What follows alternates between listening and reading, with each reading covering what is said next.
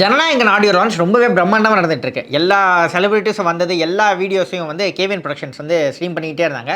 அதில் வந்து விஜய் வந்தப்ப திடீர்னு வந்து ஒருத்தர் வந்து விஜய் ஆற தழுவி கட்டி அணைச்சிட்டு வாங்க அப்படின்னு அவர் பக்கத்திலேயே வந்து கூட கூட்டிட்டு போனார். அந்த ப்ரொடக்ஷன் மொத்தத்தையும் அந்த ஆடியோ லான்ச் முழுவதுமா வந்து விஜய் வந்து அவர் அக்கம்பெனி பண்ணிக்கிட்டே இருந்தார். அவர் யார் அப்படிங்கிறது உங்களுக்கு தெரியுமா? அவர் பேர் வந்து அப்துல் மாலிக் அப்படின்னு சொல்கிறாங்க. அதாவது டாத்தோ அப்துல் மாலிக் அப்படின்னா மலேசியாவில் எல்லாருக்கும் தெரியும் அப்படின்ற மாதிரி சொல்லியிருக்காங்க. அவர் யார் அப்படின்னு பார்த்தோம்னா ராமநாதபுரம், இங்கே தமிழ்நாட்டில் இருக்க ராமநாதபுரம் தான் அவரோட பூர்வீகமாக வந்து சொல்லப்படுது. இங்கேருந்து தான் அவர் வந்து அவங்களோட அப்பா முதற்கொண்டு ஆரம்பிச்சிருக்காங்க அப்படின்னு சொல்லப்படுது. ஸோ மலேசியாவில் வந்து அவர் வந்து ஒரு சின்ன ஜவுளி கடை ஊழியராக வந்து தன்னோட வாழ்க்கையை வந்து ஆரம்பிச்சிருக்காரு. ஸோ அவரோட அப்பாவோட பேர் வந்து டஸ்தகீர். அதனால தான் அவரோட இயற்பெயர் வந்து அப்துல் மாலிக் டஸ்தகீர் அப்படின்னு சொல்லப்படுது. அதுக்கப்புறமா அவருக்கு வந்து சில பட்டங்கள் கொடுக்கப்படுது. அதுக்கப்புறம் தான் அவர் வந்து டாத்தோ மாலிக்காக மாறுறாரு. இந்த டாத்தோ மாலிக் அப்படின்றவர் யார் அப்படின்னு பார்த்தோம்னா கொஞ்சம் கொஞ்சமாக வந்து தன்னோட பிஸ்னஸை வந்து பெருக்கிறாரு. ஜவுளி கடையிலேருந்து கொஞ்சம் கொஞ்சமாக அந்த இம்போர்ட் அண்ட் எக்ஸ்போர்ட் பிஸ்னஸை 2008ஆம் ஆண்டு தொடங்குறாரு. அதுக்கப்புறமா ஒரு மணி எக்ஸ்சேஞ்சர் கம்பெனியை வந்து தொடங்குறாரு. அதுக்கப்புறமா இந்த ஈவென்ட் மேனேஜ்மெண்ட் கம்பெனி அப்படின்லாம் தொடர்ந்து ஆரம்பித்த அவர் வந்து 2015ஆம் ஆண்டு ஃபிலிம் டிஸ்ட்ரிபியூஷனை வந்து தன்னோட காலடி எடுத்து வைக்கிறாரு. அந்த ஃபிலிம் டிஸ்ட்ரிபியூஷன் அப்படிங்கிறது வந்து அவருக்கு ஒரு பெரிய செல்வாக்கு அப்படிங்கிறது கொடுக்குது. 2015ஆம் ஆண்டிலிருந்து அவர் அந்த ஃபிலிம் டிஸ்ட்ரிபியூஷன் கம்பெனி ஆரம்பிச்சதுக்கப்புறமாங்க முதல் படமாக லிங்கா திரைப்படத்தை வந்து எடுத்து மலேசியாவில் வந்து வெளியிடுறாரு. அதுக்கப்புறமாக இந்தியன் மூவிஸ், குறிப்பாக தமிழ் மூவிஸ் எல்லாமே வந்து மலேசியாவில் வெளியிடணும் அப்படின்னா அது வந்து டாத்தோ மாலிக் சொன்னால் அது வந்து நடந்துடும் அப்படின்ற மாதிரி சொல்லிட்டு இருக்காங்க. அங்கே வந்து பிஸ்னஸில் மட்டும் இல்லை, சினிமா, ஈவென்ட் மேனேஜ்மெண்ட், இந்த அரசியல் எல்லாத்துலேயுமே அவர் வந்து ஒரு ரவுண்ட் வந்தார். கிட்டத்தட்ட அங்கே வந்து அவர் ஒரு கிங் மேக்கராக இருக்கார், ஒரு கிங்காகவே இருக்கார் அப்படின்னு கூட சொல்லப்படுது. ஒரு பெரும் செல்வாக்கு வந்து அவர் பின்னாடி இருக்குது அப்படின்னு சொல்லப்படுது. அது எந்த அளவுக்கு அப்படின்னு பார்த்தோம்னா இங்கே இந்தியன் மூவிஸ் எதாவது வெளியாகுதா அது வந்து மலேசியாவில் ஒரு மலாய் மொழியில் வெளியினாவோ இல்லை அதோடைய ஒரிஜினல் வெர்ஷனில் வெளியிடணும்னாவோ எல்லாத்தையுமே வந்து டாத்தோ மாலிக்கை கூப்பிட்டா ஓகேப்பா அப்படின்ற மாதிரி சொல்லியிருக்காங்க. அவர் வந்து ஏகப்பட்ட நகை கடைகள்லாம் வச்சிருக்காரு அப்படின்னு சொல்லப்படுது. ஸோ இந்தியன் செலிபிரிட்டிஸ், குறிப்பாக தமிழ் நடிகர்கள் யாராவது அங்கே போய் அங்கே ஏதாவது ஒரு ஈவெண்ட் பண்ணணும் அப்படின்னா அதுக்கு வந்து டாத்தோ மாலிக்கை தான் கூப்பிடுவாங்க. டாத்தோ மாலிக்கு ஒரு நல்ல ரேப்பை வந்து இங்கே இருக்க ஆக்டர்ஸ் மத்தியில் எல்லாம் வச்சிருக்காரு அப்படின்னு தான் சொல்லப்படுது.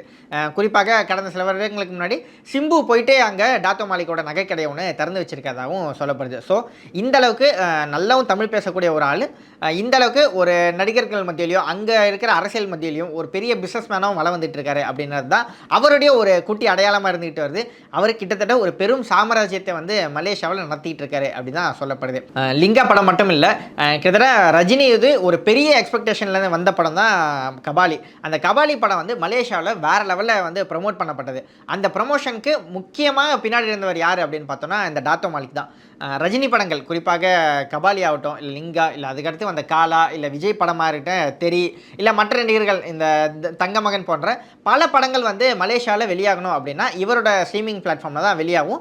அடுத்து இவர் வந்து அந்த ஃபிலிம் டிஸ்ட்ரிபியூஷன்லாம் இவர் தான் பார்த்துப்பாரு அப்படின்னு சொல்லப்படுது. ஸோ பிஸ்னஸ் மட்டும் இல்லை, ஒரு ஃபிலிம் டிஸ்ட்ரிபியூஷன், ஈவென்ட் மேனேஜ்மெண்ட், இல்லை அரசியல் அப்படின்னு எதில் வந்தாலும் ஒரு பெரிய வரவர் தான் இந்த டாத்தோ மாலிக் அப்படின்னு சொல்லப்படுது. ஸோ இந்த அளவுக்கு ஒரு பின்னணி கொண்ட ஒரு டாத்தோ மாலிக் வந்து அங்கே சில வழக்குகள்லையும் மாட்டினார் அப்படின்னு கண்டிப்பாக குறிப்பிட்டு சொன்னாங்கணும்.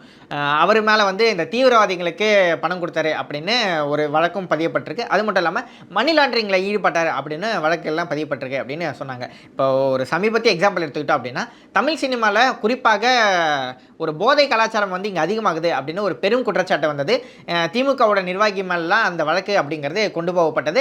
அந்த திமுகவோட நிர்வாகி ஜாஃபர் சாதிக் அவருக்கு ஒரு பாஸாக தான் வந்து டாத்தோ மாலிக் இருக்காரு அப்படின்னு அவர் மேலே பெரும் தான் குற்றம் சாட்டப்பட்டது.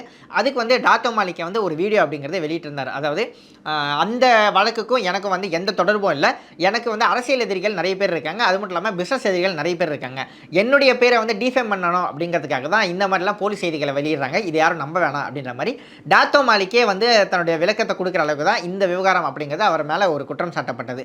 அது மட்டும் இல்லாமல் இந்த வழக்கை வந்து நாங்கள் லீகலாக வந்து மலேசிய அரசு சார்பிலையும் இல்லை இந்தியாவில் இருக்கிற லாயர்ஸ் மூலியமாக நாங்கள் வச்சு வாதாடுவோம், தேவையில்லாமல் என் மேலே அவதூறை வந்து பரப்பாதீங்க அப்படின்ற மாதிரி சொல்லி வீடியோ வந்து வெளியிட்டிருந்தார்.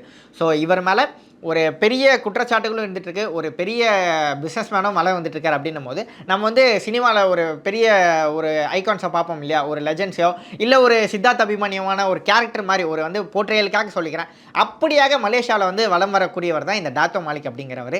ஸோ இவர் தான் வந்து ஜனநாயகன் ஆடியோ லான்ச்சை முழுசாக எடுத்து பார்த்துக்கிட்டாரு அப்படின்னு சொல்லப்படுது. இன்னொரு கிரெடிட் அவர் கொடுக்கணும் அப்படின்னா ஒரு ஈவென்ட் மேனேஜ்மெண்ட்டில் அவர் ரொம்ப சிறந்தவராக இருக்கார் அப்படின்னு சொன்னோம் இல்லையா.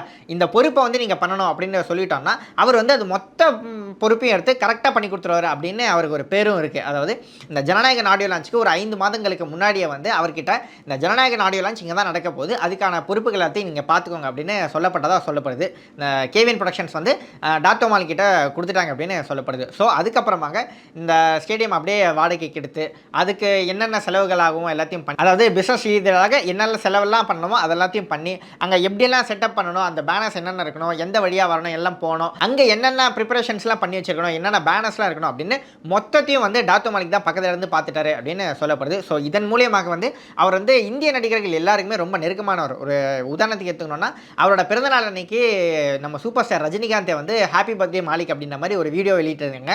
அதையும் கூட அவரோட இன்ஸ்டாகிராம் பேஜில் போட்டிருக்காரு. ஸோ ஒரு பயங்கரமான ஒரு செல்வாக்குள்ள, ஒரு பயங்கரமான பிஸ்னஸ் மைண்ட் உள்ள ஒரு பொலிட்டிக்கல் பர்சன், ஒரு ஏகப்பட்ட ஒரு சாம்ராஜ்யத்தை நடத்தக்கூடிய ஒரு மனிதனாக தான் டாட்டோ மாலிக் இருக்கார். அவர் தான் வந்து விஜய் வந்து அக்கம்பெனி பண்ணிக்கிட்டு அப்படியே இந்த ஜனநாயகன் ஆடியோ லான்ச்சை ரொம்ப ஸ்மூத்தாக நடத்தி கொடுத்துட்ருக்காங்க அப்படின்னு சொல்லப்படுது. ஸோ இந்த டாட்டோ மாலிக்கை பற்றி நமக்கு ஆடியன்ஸ்க்கு வேறு ஏதாவது தகவல் தெரியும் அப்படின்னா நம்ம கமெண்ட் செக்ஷனில் சொல்லுங்கள். இந்த டாட்டோ மாலிக்கோட இந்த ஆடியோ லான்ச் வந்து சிறப்பாக பண்ணிகிட்டு இருக்கார் இல்லையா, இந்த ஆடியோ லான்ச் வந்து நல்லா நடந்ததா, இல்லை உங்களுக்கு ஜனநாயகன் படத்தோடைய அந்த ஆடியோ லான்ச் மீதானோ, இல்லை அதோடைய படத்து மீதான அந்த விமர்சனம் என்பது என்ன, அதை கருத்து அந்த ஆடியோ லான்ச்சில் எப்படி நடந்தது அப்படின்னு உங்களோட கருத்துக்கள் எல்லாத்தையும் கமெண்ட் செக்ஷனில் சொல்லுங்கள்.